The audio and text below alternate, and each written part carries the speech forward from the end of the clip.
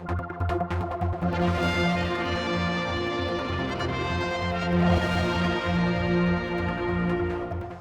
our first interview of 2014 for MTTV is actually coming from Perth, Western Australia.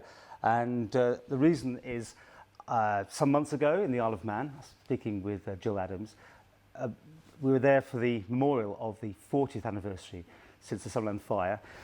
We had a quick chat.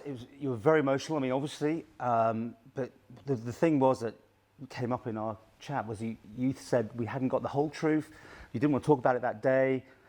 But since then, we've had a conversation or two, and here I am anyway on holiday in Australia, so we caught up. I mean, first of all, does it still feel really raw?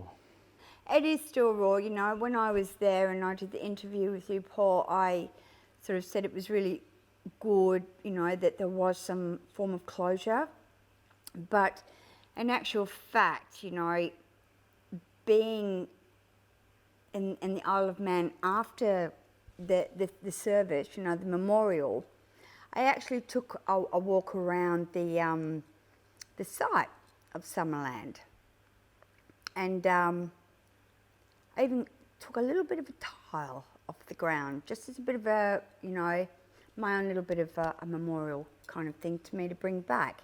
Sure. And I just, you know, I don't know, you know, I don't really know if it was closure or not, because it's such a scar. And, you know, and as to what happened and what was told over the years, you know, and what I have read, my recollection, even though I was only 9 years old, or 9.5 really, you know, my memory's still quite vivid. I mean, obviously there's bits that I don't recall. But, you know, living there was really quite emotional for me, in a sense. I took lots of photos of the actual site. I still believe a lot could have been done in regards to, you know, before the wall deteriorated, before they knocked it down. They would have made it, and I know they built another one, but they would have made it unsafe by bulldozing it. Mm-hmm. You know, and seeing, you know, where the swimming pool used to be, you know, it's just flashbacks. But the point when we were having that chat was, and we were talking about how the fire started. You said, that isn't how I remember it, or that's not... It's not how I remember it. My elder sister, Jacqueline, we were actually, well, Jacqueline more so, I was wandering around. She's 3 years older than me at the time. And there was a yellow kiosk where the mini golf was, and there was definitely hay in there because I saw it myself. And I do recall Jacqueline saying to me, there's boys in there and they're playing. And then before we knew it, it went up like a tinder box. Isn't that where that little box next to the Crazy Golf was where they were having a cigarette? Isn't that the story that is being told? So, the stories that are being told, they were playing with matches, they had a cigarette, or it was a lighter. They were actually smoking in there, and obviously didn't put it out. And they realised they couldn't put it out because it was too late. You don't have hay bales in a yellow fiberglass box. Okay, what is the point of that? It's an amusement place. You don't need hay in there. You know, and I think they realised it got that little bit out of hand, and that was that. But you were inside Summerland. You didn't see the boys smoking or anything? I didn't personally see that, but I know my sister did. No, I was near the entrance. And, you know, as I say, there's little bits and pieces I can't recall. Perhaps Jackie and I walked away, but we knew something wasn't right. And then before we knew it, there was just sheer panic. Sheer, frightening panic. I lost my sister in the midst of all of that. I mean, honestly, it went up like a paper bag. And, you know, I don't my memory is I was just seeing panic all around me, just melting everywhere. It went up so fast, incredibly fast, and my recollection, as well as what was my mum also spoke to a reporter because she saw it happen. Mum and Dad were actually waiting for me on the far side, not the Summerland entrance side, where the walkway was, past the mini putt with a yellow. Apparently, I ran over there trying to get out, and there was a gentleman that threw me over the side.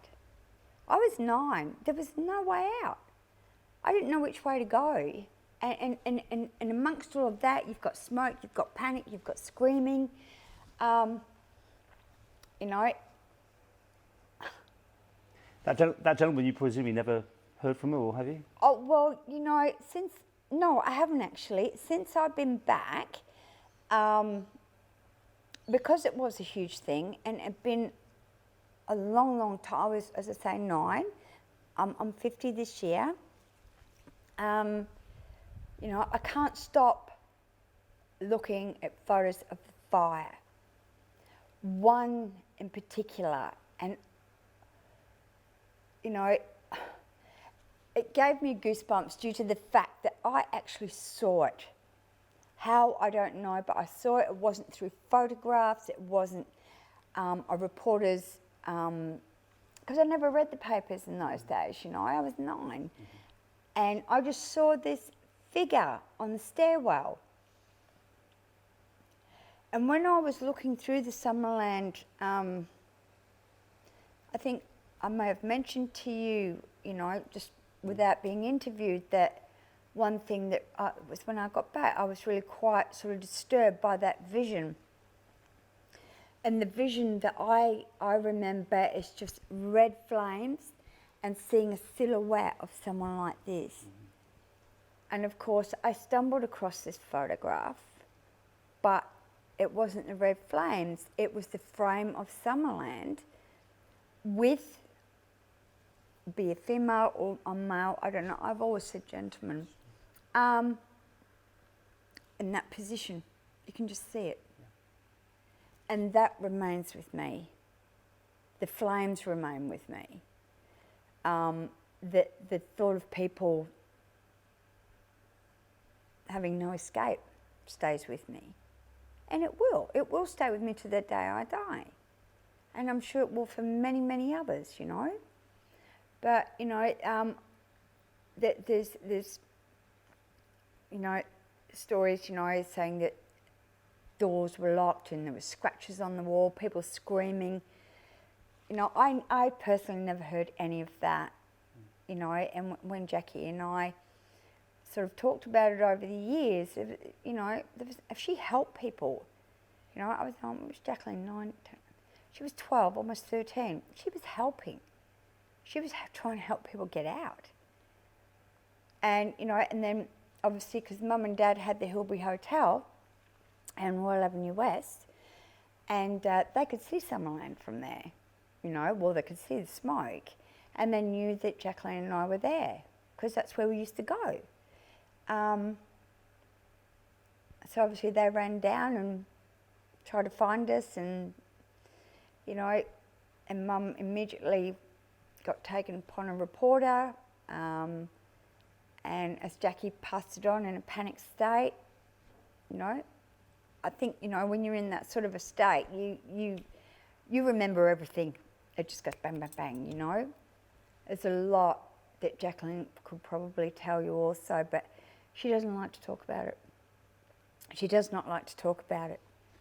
Well, for you also, it's not something you bring up in conversation, presumably very often. And in our next section, if we can talk about that and the other things that we're still to talk about on this whole subject. So we'll continue in our next section.